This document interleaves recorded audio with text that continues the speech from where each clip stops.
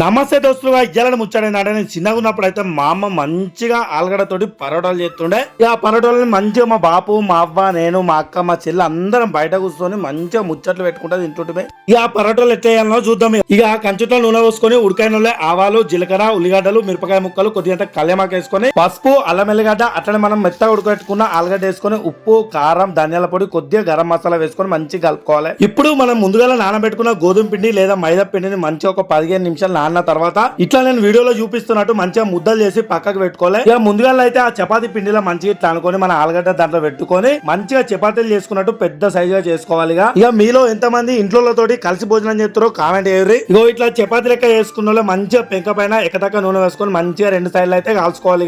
కాల్చుకుంటే మనకు ఆలు పరోటా అయితే రెడీ అయిపోతుంది. మంచిగా దీన్ని అయితే టమాటా చట్నీలో కానీ ఏదైనా చికెన్ మటన్ కూరలలో వేసుకొని తింటే మస్తు మజా అనిపిస్తుంది. మన వీడియో నచ్చినట్లయితే సబ్స్క్రైబ్ చేయండి, షేర్ చేయండి, లైక్ కూడా చేయండి.